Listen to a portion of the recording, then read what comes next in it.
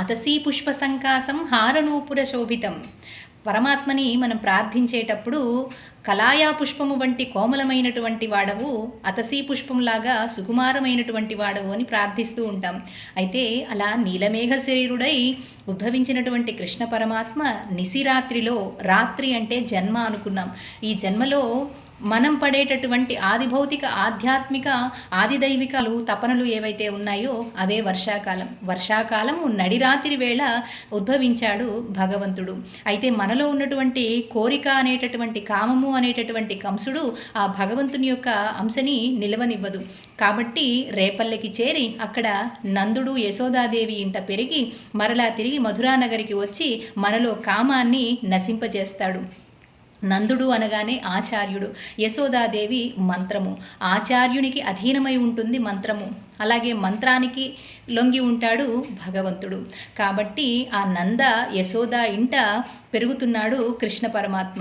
ఉద్భవించినటువంటి వెంటనే కలాయా పుష్పము వలె మనోహరమైనటువంటి నీలమేఘ శరీరుణ్ణి చూసి యశోదాదేవి పొంగి ఉబ్బి తబ్బిబ్బైపోయిందట. అదే ఇక్కడ శ్రీమన్నారాయణీయంలో నారాయణ భట్టతిరి వారు వివరిస్తూ ఉన్నారు.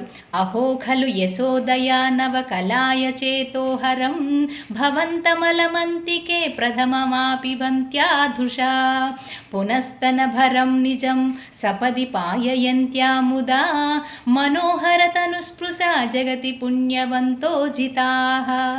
ఈ భూమి మీద ఆవిడ కంటే పుణ్యవంతురాలు ఇంకెవరైనా ఉంటారా అంటున్నారు నారాయణ భట్టతిరి వారు. ఎంత సౌభాగ్యం లేకపోతే నీలమేఘశ్యాముడైనటువంటి సాక్షాత్తు ఆ పరబ్రహ్మ స్వరూపాన్నే తనయుడిగా పొందింది. తన యొక్క స్తనభారాన్ని తగ్గించుకుంటూ ఆ పుట్టినటువంటి నవజాత శిశువుని, అతి కోమలమైనటువంటి శరీరుణ్ణి, సుకుమారుడైనటువంటి వాడు, నీలమణి వంటి వర్ణం కలిగినటువంటి వాడు ఆ స్వామి భవంతమలమంతికే. ఆ స్వామి యొక్క తిరుమేనుని చూసి ఆ యశోదాదేవి, తల్లి అయినటువంటి యశోదాదేవి ఉప్పొంగిపోతోందట. ప్రథమమాపిబంత్యాదృశ. ఆ స్వామిని చూసి నయనములకి పరమానందం అయిపోయిందనమాట.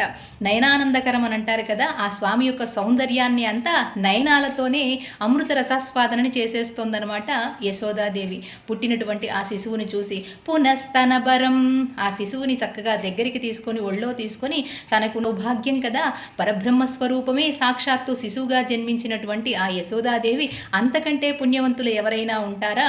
మనోహర తను స్పృశ, మనోహరమైనటువంటి తిరుమేను కలిగినటువంటి భగవంతుణ్ణి స్పృశిస్తూ పాలిండ్లని ఇస్తున్నటువంటి యశోదాదేవి జగతి పుణ్యవంతో జితాః అంటున్నారు. ఈ లోకంలో ఆవిడ కంటే పుణ్యవంతురాలు ఇంకెవరైనా ఉంటారా?